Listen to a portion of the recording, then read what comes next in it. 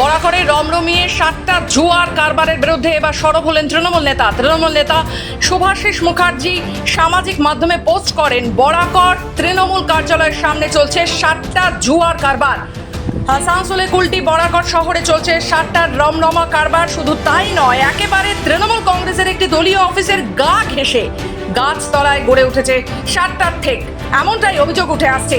বরাকরের begonia এলাকায় তৃণমূল কংগ্রেসের দলীয় অফিসের পাশে একটি গাছের তলায় চলছে 7টার রমরমা কারবার। স্থানীয় মানুষজন, মুটে মজুর, শ্রমিক সবাই এই 7টার কবলে পড়ে নিজেরা সর্বশ্রান্ত হচ্ছে। আর এই ঘটনার কথা দেখে এবার প্রতিবাদী হলেন কুলটি তৃণমূল নেতা শুভাশিস মুখার্জি ওরফে বাবুল। তিনি ফেসবুকে গোটা ঘটনার কথা তুলে ধরতেই কুলটির রাজনীতি তোলপাড় হয়ে ওঠে। এলাকায় দেখা গিয়েছে রমরমিয়ে চলছে 7টা, তার তালিকা ঝোলানো রয়েছে। যদিও মিডিয়ার ক্যামেরা দেখেই জুয়ারিরা সেখান থেকে পালিয়ে যায়। তৃণমূল নেতা শুভাশিস মুখার্জি জানিয়েছে, তৃণমূলের দলীয় অফিসের গা ঘেঁষে চলছে 7টার ঠেক এবং এ বিষয়ে তৃণমূল কংগ্রেসের পক্ষ থেকে পুলিশ প্রশাসনকে জানানো হয়েছে এবং তারপরও নাকি পুলিশ প্রশাসন নির্বিকার। কিসের কারণে পুলিশ চুপ তা নিয়ে প্রশ্ন তুলছে শুভাশিস মুখার্জি। পাশাপাশি কুলটি স্থানীয় বিজেপি বিধায়ক বরাকরের বাসিন্দা, বরাকরে 7টার রমরমা দেখে তিনি চুপ করে আছেন কেন, সে প্রশ্ন তুলছেন তৃণমূল নেতা শুভাশিস মুখার্জি। অন্যদিকে বিষয়টি নিয়ে সরাসরি তৃণমূলের বিরুদ্ধে আঙ্গুল তুলেছেন বিজেপি নেতা তথা কুলটির বিধায়ক অজয় পোদ্দারের পুত্র কেশব পোদ্দার। তিনি জানিয়েছেন কিভাবে তৃণমূল পার্টি অফিসে 10 মিটার দূরত্বের মধ্যে 7টার আসর চলে, এটা তৃণমূলের মদতেই চলছে বলে অভিযোগ করেন এবং বিষয়টি নিয়ে স্থানীয় প্রশাসনের ভূমিকা নিয়েও প্রশ্ন তোলেন তিনি। অপরদিকে বিষয়টি নিয়ে বিজেপির মণ্ডল সভাপতির নেতৃত্বে মঙ্গলবার বরাকর ফাঁড়িতে ডেপুটেশন দেওয়া হয়। যদি এই সব এলাকায় না বন্ধ হয়, পুলিশ কোনো পদক্ষেপ না নেয় 15 দিনের মধ্যে, তাহলে রাস্তায় আমরণ অনশন করবেন এমনটাও জানা যায়। তবে বলতে গেলে বিষয়টি নিয়ে শুরু হয়েছে রাজনৈতিক তরজা। এখন দেখার বরাকর এলাকায় রমরমা 7টা কারবার বন্ধ হয় কিনা। क्या है ये, बोला क्या है लिस्ट लगा? हमें तो गाड़ी वाला कौन चीज का लगा हुआ है? इतना भीड़ है। नहीं पता उसके बारे में। আমার যুব সভাপতি, প্রাক্তন যুব সভাপতি আমার দাদা, তিনি যখন দেখেছেন নিশ্চয়ই কিছু একটা জিনিস ওখানে আছে, কোনো কিছু ব্যাপার একটা নিশ্চয়ই আছে। আমি পুলিশকে অনুরোধ করছি, কুলটি পুলিশকে এখন আমি অনুরোধ করব যে যারা জড়িত আছে ইমিডিয়েটলি জায়গা রেড করা হোক এবং কেস করা হোক। দীর্ঘদিন ধরে 7টার রমরমা বরাকর জুড়ে এটা তৈরি হয়েছে। প্রচুর খেটে খাওয়া মানুষ আছে, যারা অটো রিক্সা চালায়, ঠেলা চালায়, শ্রমিক আছে, মুটিয়ার কাজ করে, তারা কিন্তু এটা একটা নেশাগ্রস্ত হয়ে পড়ছে এই 7টাটাতে। প্রশাসনের দৃষ্টি বারবার আকর্ষণ করার পরেও কোনো রকম পদক্ষেপ হয়নি।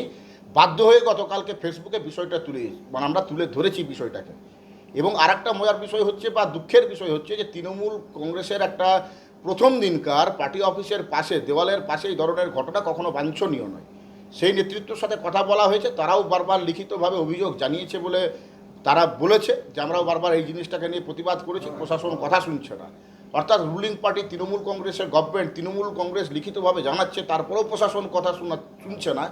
এটা একটা বিরাট আশ্চর্যজনক বিষয়, এটা 1 নম্বর। দ্বিতীয় নম্বর হচ্ছে যে বিরোধী শক্তি, যেটা মনে করি আমরা এই মুহূর্তে বিধায়ক কুলটিতে বিজেপির, এবং ঘটনাচক্রে বিধায়ক যিনি ডক্টর অজয় পোদ্দার, ওনার বাড়িও বরাকর, উনি নিশ্চুপ কেন?